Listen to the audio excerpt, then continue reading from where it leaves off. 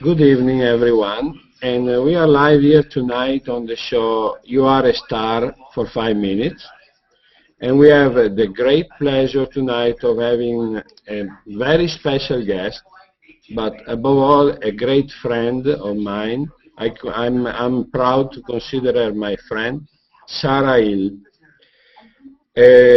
So let's go over to Sarah right away and ask her, Sarah, would you tell us about yourself, who you are? Sure, absolutely. I'm a news anchor in Columbia, Missouri, so I anchor a couple different broadcasts. I do the new news here in mid-Missouri, and I also anchor the 5 o'clock news. We also are teaching journalism students at the Missouri School of Journalism because we are the only commercial television station in the world that uses students in order to tell stories. So the people here are students at the University of Missouri. They are learning how to do journalism under real deadlines at a real commercial TV station, and we are just blessed to have the ability to share with them not only how to tell stories, but how to tell stories in a new and different way, which is exactly what this space of Google Plus Hangout is all about.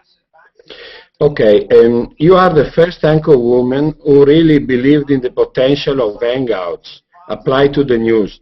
What made you believe in a medium that was just in the making, that was just making its appearance in the social networks? And what made you embrace the idea so quickly? Well, Pio, is actually people like you. We opened up a laptop behind the scenes of our news set back in July, and the world flooded in. People from Italy, like yourself, people from Scotland, Germany, Denmark, the UK, South Africa. All of these are places that we had an opportunity to visit via our magic carpet that we call Google Plus Hangout. And once we had that moment of opening up the laptop, we realized, oh my goodness, this has the ability to connect people face to face in a way that's never been done before. So, for instance, it used to be that we would just do a newscast and the audience was somewhere far removed in the living room. Now we are doing the newscast and we are hearing what you are saying in our other ear live during the broadcast. So, for instance, a story about a child being murdered, we hear you react. A political story that you don't agree with, we hear you react, we see you react, and we connect with you face to face. We can look at you in the eye and have a deeper level of interaction and engagement than we would on any other text-based form of communication. And we here are really geeked out about the ability to connect with viewers face-to-face live during a newscast and have a group conversation about the news while the newscast is going on. So I read your story and I saw you are a professor of journalism. And how does the citizen journalism integrate with the social work like G+, and where do you see it going, Sarah? Where do I see it going? I'm an adjunct faculty at the University of Missouri, and as far as citizen journalists, we as traditional broadcasters need to embrace citizen journalism because a lot of the time, most of the time, you all are more prepared when we go into a newscast than I am. Imagine, 10 people, 9 people in a hangout that have had the ability to go through their own personal news feeds and see what's news to them and then share that. It's crowdsourcing in a way never been done before. And we're just excited about the future of this. What is the future of this? I don't know. I think maybe perhaps once people have the ability to put their television signals physically in this hangout and allow people to talk about that, that might increase viewership in a way that you are essentially broadcasting within the Google Plus stream. And then you can share that to certain circles or certain channels in a way. So I don't know if that's the way the future is going, but I think about that a lot and think about what is the potential of using a social network to essentially be a broadcast stick in the middle of a stream. Okay, let's open up a parenthesis now. I would like to talk about a great project that you started a few weeks ago, and it's called the Plusketeers. Would you like to tell us about that, please? Yes, absolutely. I'm just moving out of the news set here because they're getting ready to start the newscast. Plusketeers is an organization that seeks to raise money and awareness for causes out there that don't have a voice. So this was formed by a group of people, including yourself, who frequented Hangouts a lot and got together and decided, you know what, let's use this platform for good. So we are out there looking for organizations that need a voice and need a platform. I'm not sure how much money we've raised so far, several $1,000s. And you know, if anyone is watching this, if you would go to plusketeers.org and click on some of those organizations that are listed there. Another one called Redeeming Souls was just added today. There's another group called PET International, Personal Energy Transportation, and they make hand-cranked carts for victims of landmines, people who aren't able to walk on their own. So we are very, very excited about the opportunity to give others a voice in this conversation, in addition to just the people who join our Hangout. And I think it's neat that the group was formed by people who had a common interest and met in Hangouts.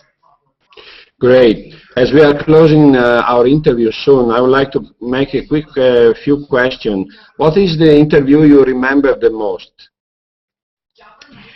I would have to say it was not one that necessarily aired on our newscast, but it was one that happened behind the scenes of our newscast during a live show. We had an individual join our Hangout, and her name was Monica. Her name is Monica. You know Monica. Mm-hmm. And she was joining us from her hospital room. Mm-hmm. You know, and the fact that she was going through such a very difficult time in her life, but yet she was able to join a live newscast is kind of, you know, and something that doesn't happen very often for a newscaster. I mean, we know there are people out there in the living room or out, you know, in the community that are going through some tough times in their lives and struggles and challenges. But the fact that she joined our Hangout and we were able to talk with her and, you know, essentially lift her spirits, to me, that was very moving to me. The fact that the people who are watching and the people who are engaging with you are able to share that much portion of their lives, and the fact that she found a support network within this space, I think is pretty phenomenal and pretty amazing. And we just feel very fortunate that we get to meet individuals like Monica and yourself. Who would you like to interview today in the world right now, if you had the opportunity to pick the person that you would like to interview right now? I would say Muhammad Yunus, former Nobel Prize winner. He's an individual who wrote a little bit about poverty museums and how, are we getting close to the news? Okay, we're 2 minutes out, so I'm going to step out in the hallway and actually tell you about this. But he wrote a lot about poverty museums and his desire to one day make the issue of poverty such a rarity that you actually had to put a velvet rope around it in a museum. So if there was one person that I could interview, it would probably be him. Okay. You have 3 wishes, Sarah. What would they be? 3 wishes. For another wish, Pio? Of course, right? Yeah. I would say for the health of the people around me, my family, my friends. I would wish for my faith to be strengthened. I would wish for world peace. I would wish for the end of conflict. See, that's 4. That's 4. Okay. See, I needed another wish, didn't I? Okay. Now, to end up our interview, because I know I love to stay here forever with you, but I know we can't. You have to go. So one last question for you, Sarah. Your message to whomever is approaching G+, and one quick message to the world, and we'll end it up here, okay? Mm-hmm. I would say the message to the people watching this should be the fact that the individuals interacting in this platform are on the Hangouts. So if you go on this platform and you say, where is everybody? Well, it's because they're all interacting on Hangouts. Click that Join This Hangout button. And don't feel like you don't know the individuals in the Hangout. If you are able to see the Join This Hangout button, that is an open invitation to you to come inside and share and meet individuals. There are millions of people on this platform from all over the world who are really interested in connecting each other and who are really interested in learning about other cultures, other languages, other thought processes as well. So this is a great place for discussion, and the way that you explore it is not just necessarily in the posting, it is through the face-to-face interaction via Hangouts. And if any of you all are around during noon Central or 5 p.m. Central, we would love it if you would join our live newscast behind the scenes and hang out with us and tell us what you think is news, as opposed to us just shouting headlines all the time at viewers. We like to listen as well. A new frontier of journalism, and that's thanks to you, Sarah. I feel you are a great pioneer. You have that pioneer inside of you that helped make American great. So I thank you for joining me tonight. And I give you a virtual hug with my computer. I'm hugging you back. I'm hugging you back.